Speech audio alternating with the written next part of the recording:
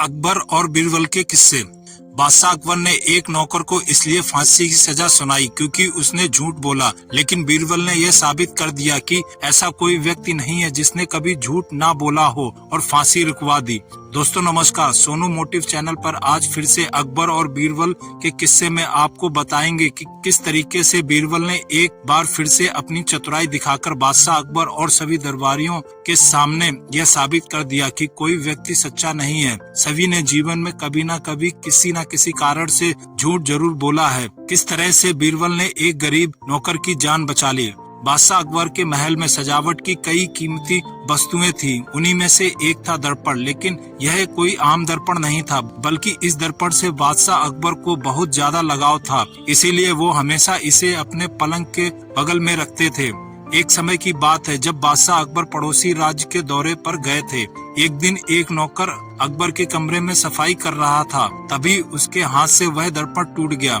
नौकर बहुत डर गया और उसके बाद उसने किसी तरीके से उस दर्पण को जोड़ने की कोशिश की, लेकिन उसकी कोशिश नाकाम रही और दर्पण नहीं जुड़ सका। ऐसे में उसने यह सोचा कि टूटा हुआ दर्पण देखकर अकबर बादशाह बहुत नाराज होंगे, इसीलिए उसने उस दर्पण को तहखाने में रख दिया। कुछ दिनों बाद जब अकबर महल लौटे तो सीधे अपने कमरे में गए। उन्होंने देखा कि उनका प्रिय दर्पण पलंग के पास नहीं था।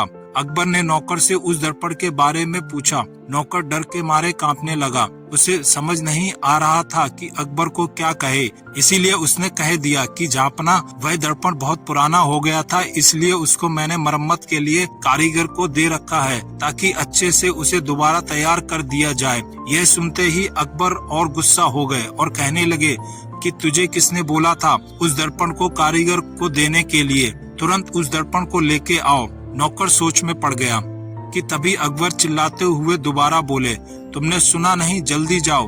अब नौकर के पास बचने के कोई रास्ता नहीं था। तब उसने अकबर को सारी सच्चाई बता दी कि वो दर्पण उससे साफ करते हुए टूट गया। दर्पण की टूटने की बात सुनकर तो जैसे अकबर आग बबूला हो गए और अकबर ने बगैर कुछ सोचे समझे नौकर को तुरंत फांसी की सजा सुना दी। अकबर ने कहा, मैं झूठ बर्दाश्त नहीं करता हूँ। जब दर्पण टूट गया था तो तुमने मुझसे झूठ क्यों बोला? अगले दिन उस घटना को लेकर दरबार में पूरी घटना का जिक्र हुआ और बीरबल ने नौकर से पूरी घटना की जानकारी ली। बीरबल समझ गए कि इसमें नौकर की कोई गलती नहीं है और बीरबल ने सुनाई हुई सजा का विरोध किया। बीरबल ने कहा कि झूठ तो हर व्यक्ति कभी ना कभी बोलता ही है। ऐसे में किसी के झूठ बोलने से अगर कुछ बुरा या गलत नहीं होता तो झूठ बोलना गलत नहीं है। बीरबल से ऐसी बात सुनकर अकबर बीरबल पे भी भड़क गए। अकबर ने सभा में उपस्थित सभी लोगों से पूछा कि क्या यहाँ कोई ऐसा व्यक्ति है जिसने कभी झूठ बोला हो? सभी ने एक सुर में कहा, नहीं जापना, हमने कभी झूठ नहीं बोला। इसके बाद अकबर ने बीरबल को भी दरबार से निकाल दिया। दरबार से निकाले जाने के बाद बीरबल ने यह ठान लिया कि वो किसी तरीके से भी इस बात को साबित करेंगे कि जीवन में हर व्यक्ति कभी न कभी झूठ बोलता है।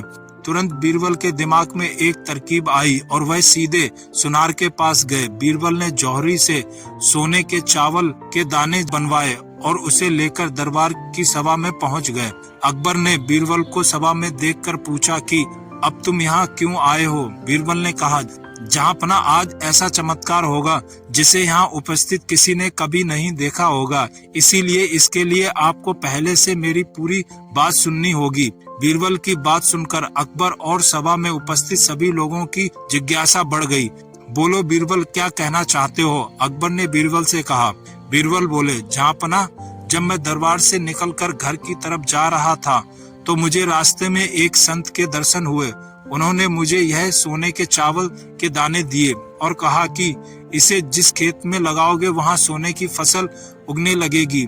इसे लगाने के लिए मुझे आपके दरबार के पास थोड़ी सी जमीन चाहिए। अकबर ने कहा, यह तो बहुत अच्छी बात है, चलो हम तुम्हें जमीन दे देते हैं। बीरबल ने कहा कि जहाँपना, मैं चाहता हूँ कि पूरा राज दरबार इस चमत्कार को देखे, इसलिए सभी मेरे साथ खेत में इस चावल को बोने के लिए चलें। दोस्तों, आगे का किस्सा सुनने के लिए चैनल को सब्सक्राइब जरूर करें। अकबर और सभी दरबारी खेत पहुंच गए।